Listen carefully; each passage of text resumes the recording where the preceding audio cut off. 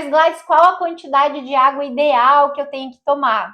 E, gente, não existe uma regra muito fixa sobre isso, mas tem um cálculo que pode ser feito, que é de 35 ml a até 50 ml por quilo de peso. Uma mulher que pesa 60 quilos, se ela for calcular 35 ml por cada quilo, ela teria que tomar 2 litros e 100. Mas uma mulher que pesa 80 quilos e ela for tomar 35 ml, ela vai precisar de 2 litros e 800. Se essa mulher ela pesa 100 quilos, ela vai precisar de 3 litros e meio. Então, o consumo de água, gente, está relacionado também com o peso. Sabe aquela regrinha dos 2 litros?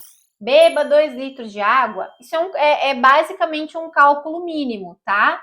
Mas, dependendo do peso que a gente tem, a gente vai precisar um pouco mais. Então, vocês podem calcular de 35 a 50 ml por quilo de peso. Pega o peso que tem, vezes 35, aquele resultado que der é a quantidade de água que precisa consumir por dia. Mas, como eu falei para vocês, a quantidade de água também vai depender de vários outros fatores, como, por exemplo, qual é a minha idade, se eu tomo remédios ou não tomo remédios, que tipo de remédios que eu tomo, se eu faço exercício, se o meu trabalho ele é mais sedentário ou mais ativo, se eu me exponho mais ou menos ao sol, se o meu trabalho é mais insalubre, onde eu me exponho mais a produtos químicos, poeira, pó, tudo isso vai influenciar na quantidade de água. Se eu estou fazendo exercício para ganhar massa muscular, muda também a quantidade de água. Se eu tenho alguma doença já pré-estabelecida, muda a quantidade de água. Se eu tomar mais água do que isso, eu vou desinchar mais? Não. Você vai desinchar se você tomar mais água do que o que você toma hoje. Porque uma coisa a gente precisa ter em mente: realidade. Se hoje, ao longo de um dia inteiro, você consegue tomar meio litro de água ou 1 litro de água, e você fez o cálculo que eu acabei de explicar e viu que a sua quantidade ideal de água seriam 3 litros. Não tem como você passar de hoje 500 litros para amanhã 3 litros. Você não vai conseguir fazer essa mudança de uma hora para outra na sua vida. Por quê? Porque não é tão simples assim. Isso é uma mudança de hábito também. É simples beber mais água? Mas é uma mudança de hábito. E toda mudança de hábito, ela gera dificuldades, mesmo que seja o simples fato de tomar água. Então, o que você faz? Se você fez o cálculo, percebeu que precisa tomar mais água do que o que você toma hoje, e o que você vai fazer? Bom, meu consumo ideal é 3 litros. Hoje eu acho que eu tomo meio litro por dia. Aumenta aos pouquinhos. Amanhã, ao invés de tomar meio litro, você toma 700 ml. Depois de amanhã, 1 litro. Na semana que vem, 1,5 litro. Na outra semana, 2 litros. E vai aumentando gradativamente, porque assim fica mais fácil de você conseguir introduzir esse novo hábito na sua vida. Porque não fica pesado de uma hora para outra fazer essa mudança. Você vai fazendo aos pouquinhos, devagarinho. Poxa, hoje esqueci de tomar o meu 1 litro de água. Tá, mas eu tomei 700, chegou bem perto. Quando a gente coloca uma meta muito grande, de um dia para o outro, por exemplo, fazer uma mudança como essa muito brusca, e a gente não consegue dar conta, porque de fato a gente dificilmente consegue, a gente tem a tendência de se frustrar. E aí acaba desistindo, acaba não prestando mais atenção. Então, fazer alterações devagar faz mais sentido do que fazer uma alteração muito rápida, tá? E aí, outra dúvida: tem que ser água pura ou pode ser água com gás? Gente, tanto faz. Tanto água pura quanto água com gás dá na mesma. A diferença é que a água com gás, ela tende a trazer mais saciedade por causa do dióxido de carbono que tem nessa água com gás. Então, eu gosto de falar que a água com gás é uma ótima opção para tomar de tarde. Olha que legal. Então, de manhã toma lá a aguinha pura, de tarde toma água com gás. Ou à noitinha, ou de noite quando tá em casa, porque isso ajuda também com a questão da saciedade. Mas, Gladys, falando sobre emagrecimento, é verdade que a água com limão acelera o metabolismo? É verdade que água com limão, ou água com gengibre, ou água com canela emagrece mais? Não existe comprovação científica nenhuma de que água com limão, ou com canela, ou com gengibre, ou com qualquer coisa que seja, vai emagrecer ou provocar o emagrecimento. Porque lembra que eu falei para vocês que a água no emagrecimento, ela é auxiliar, é de uma forma indireta.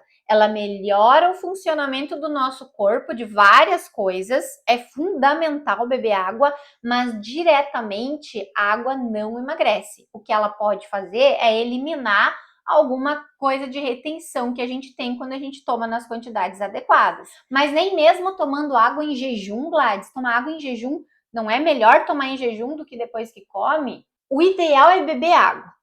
Se você, quando acorda, consegue tomar 2 copos de água estando em jejum, maravilha! Faça isso, mas continue bebendo água ao longo de todo o seu dia. Não se limite apenas ao jejum. Agora, se você acordou, eu não consigo tomar água em jejum. Não dá. Eu preciso tomar alguma coisa quente, eu preciso comer alguma coisa. Depois eu consigo tomar água. Se você não consegue tomar água em jejum, beba água ao longo do dia. Os efeitos vão ser os mesmos no seu corpo, na sua saúde, no seu emagrecimento. Exatamente os mesmos, se você tomou em jejum ou não. Porque o que vai acontecer? A intenção é manter o seu organismo hidratado. Então, se você toma aqueles 2 copos de água em jejum, ou toma esses 2 copos de água diluídos ao longo do dia, você vai hidratar. Às vezes, tomar muita água de uma vez só, também você não vai ter tantos benefícios, porque você não vai nem conseguir absorver toda aquela água, utilizar toda aquela água de uma vez só. Então, a maneira ideal de beber água é distribuir ao longo do dia. Pega lá a quantidade de água ideal para você, e divide. E aí eu vou te dizer qual é a melhor forma de dividir o seu consumo de água. Vamos imaginar que o seu cálculo de água, 35 ml por quilo de peso, deu lá 1,8 litro. Como que você pode distribuir isso? Meio litro de manhã, 1 litro de tarde, 300 ml de noite. Então vamos pensar o seguinte, a maior quantidade de consumo de água de tarde. A menor quantidade de consumo de água de noite. O que sobrou você toma de manhã. Por que isso, Gladys? Porque eu não falei para vocês um pouco antes aqui que a água ela ajuda a regular a fome, as vontades e o impulso por comer? E não é verdade também que é de tarde e no final do dia que a gente sente mais essa vontade, esses impulsos, esses desejos por comida? Pois então, quando a gente toma mais água no período da tarde e, se quiser água com gás nessa fase, a gente vai estar contribuindo ainda mais para que aconteça essa saciedade, essa redução dos impulsos, das vontades de comer sem entender por quê. E também porque o período da tarde ele é mais longo que o período da manhã. Então, de manhã, a gente acorda, toma o nosso café, vai trabalhar e termina mais rápido. Depois a gente pausa, vai para o almoço. Então, de manhã, você pode tomar uma quantidade de água intermediária. A maior quantidade você toma à tarde, até porque você já almoçou, você já ingeriu mais sódio nessas refeições que você fez ao longo do seu dia até ali. Você vai ajudar a reduzir as suas vontades de comer. À tarde ela é mais longa, então dá para encaixar uma quantidade maior de água no período da tarde. E por que uma quantidade menor de água no período da noite? Eu não sei vocês, mas se eu tomar muita água de noite, eu não durmo, porque eu preciso acordar para fazer xixi muitas vezes. Então, assim, até às 6 horas da tarde, um volume maior de água. Depois um volume menor, só para ir matando a sede, aquela sede que dá aqui na boca, sabe? A gente come alguma coisa, dá aquela sedezinha.